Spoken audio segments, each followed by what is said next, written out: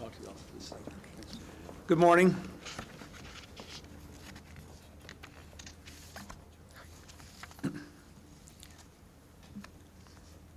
A strong and growing economy is the best way to offer opportunity to every American who's willing to work for it. Today, we received fresh news that our economy grew at a strong 4.2% rate in the last quarter. This robust growth, 4.2%, is touching the lives of all our people, with 10 million new jobs, low unemployment, and inflation in check. This is good news for America, and more evidence that our economy continues to surge ahead and that our economic strategy is working. 4 years ago today, the economy was drifting, unemployment was nearly 8%, job growth was weak, the deficit was at an all-time high. Great American industries were falling behind. For the last 3 years, we have had in place a comprehensive plan to put our economic house in order and to create opportunity for the American people. My economic team, which has joined me here today, has worked day and night to put this strategy in place over stiff partisan opposition who said our plan wouldn't work and would actually make things worse. But today's good news shows that the plan we put in place is the right plan to move us forward into the 21st century. This strong growth is reflected in other ways as well. American industry is on the rebound. We have 900,000 new construction jobs. Once again, we lead the world in autos and semiconductors. 4.4 million people have become new homeowners, and 10 million Americans have refinanced their existing home loans to get lower mortgage rates. We now have a record number of women-owned businesses. Exports are at an all-time high. We learned this week that consumer confidence is at its highest level in 6 years, and real wages, which had fallen for a decade, are on the rise again. The deficit has been cut by more than half, so that it is now the smallest since 1981. This plan has been based on investing in our people, developing new technologies, selling our products overseas, and getting the deficit down to get interest rates down. Growth without inflation. Without fiscal responsibility, this dramatic move forward could not have been achieved. Strong growth, low inflation, new jobs, higher wages. The strongest American economy in a generation. But even as we celebrate this good economic news, we must remember that there is more to do to make sure all Americans can benefit from this growing economy. Yesterday, we took a step forward by giving the American people a welfare reform bill. Though not perfect, it offers the best chance we've had to move people from dependence to independence, from welfare to work, giving them a real opportunity to succeed at home and at work. I'm pleased that Congress has made progress toward the passage of other critical measures which also will give our people the capacity to make the most of the growing economy. An increase in the minimum wage will honor work and family. The small business provisions in that bill will help small businesses, the engine of economic job growth, to invest more in their businesses, and will help small business owners and their employees to take out and maintain retirement plans over their careers. The Kassebaum-Kennedy bill will give millions of Americans access to health care. I must say in passing, I was disappointed that the mental health provision was taken out, and I certainly hope we can get it as soon as possible in the future. It should remain a high priority. These two bills, when they pass, will also make a real difference to millions and millions of Americans. And I call upon Congress to finish the work on both these bills before leaving for the August recess. Again, let me say that this economic news shows that our strategy is working, the economy is growing, our nation is moving in the right direction. This is not the time to make dramatic changes that reverse our discipline on the deficit. It is the time to bear down and improve upon the strategy we have been following for 3.5 years that has reversed the previous course and brought us such good results. We cannot turn our backs on that progress.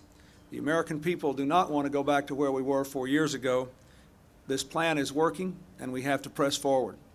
Ann?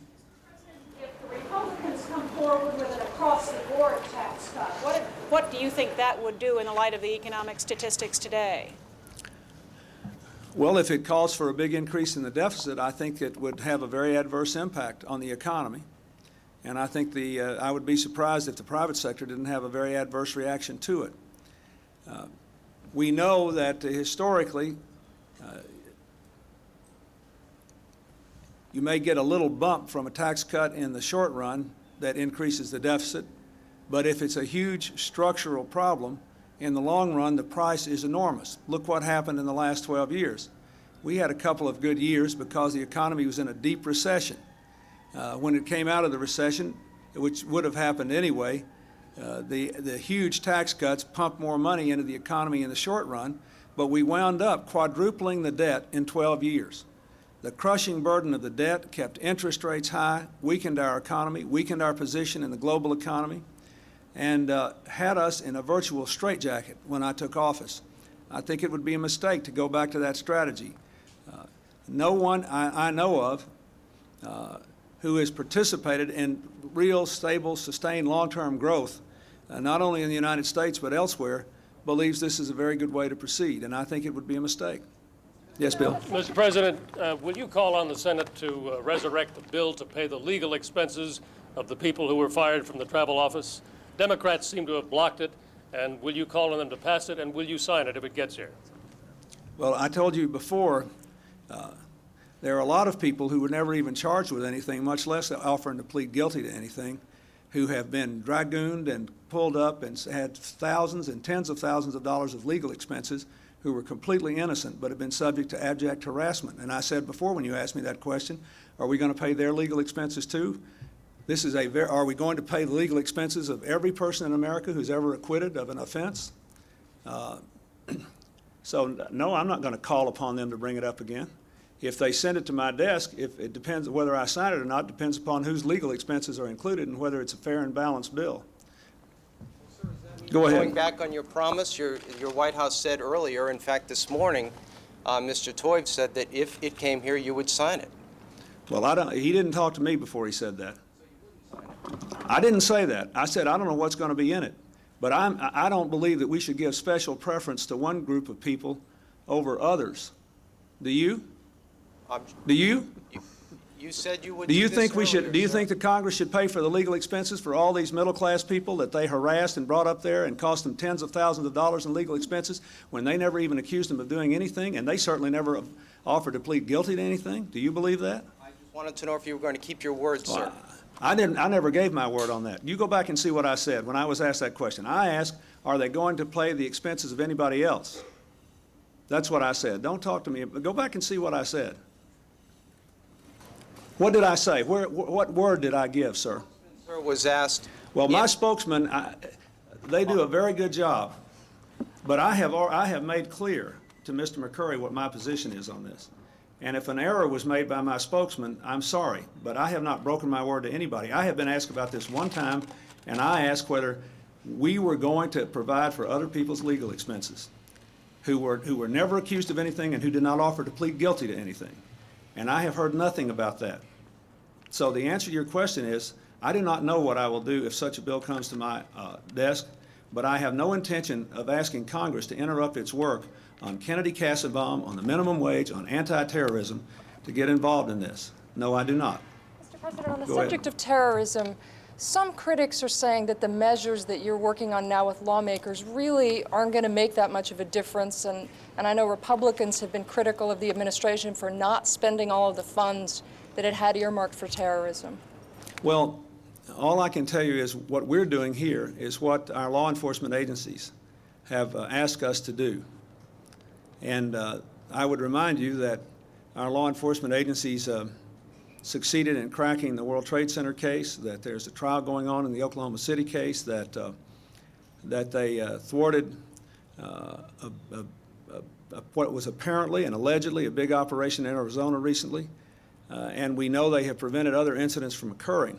So all I'm trying to do is to work with the law enforcement agencies of our country and the people that we have brought together to work on this anti-terrorism initiative, and we followed their recommendations, and we're doing our best to get the job done.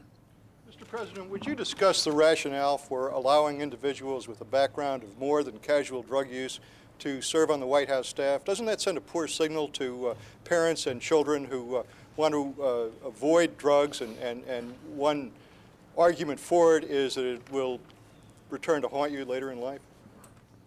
Well, if that were the whole story, it might be. That is not the whole story. Compare the difference in the White House drug policy and the Congress drug policy. We are the branch of government, the White House, that has a zero tolerance policy. A complete zero. Everybody was tested. Then people are subject, everybody who works here is subject to random testing.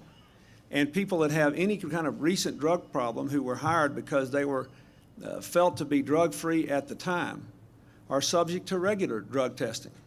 So the truth is, we know that the people here, insofar as we can possibly determine it, are drug-free and that we have had a zero tolerance policy. And I think the question is, if people have put their lives in order and are prepared to be tested and are prepared to be held accountable and are judged as best as possible not to present a threat in any way, shape, or form, and are doing a good job and are clearly drug-free, should they be denied the right to work because of some problem they have in their past? Now, at the time these decisions were made in '93, the people who made them concluded no, as long as we had a system for regular testing. And I find it interesting that we get criticism from the Congress from people who can't make that same assertion about their own staffs because they don't have anything like the testing program we do to hold people accountable. So we have done our best to tell you what I think you want to know, which is, do we have a strict zero tolerance policy here, and do we have a means for knowing whether we're right or not? Mr. President. Thank you.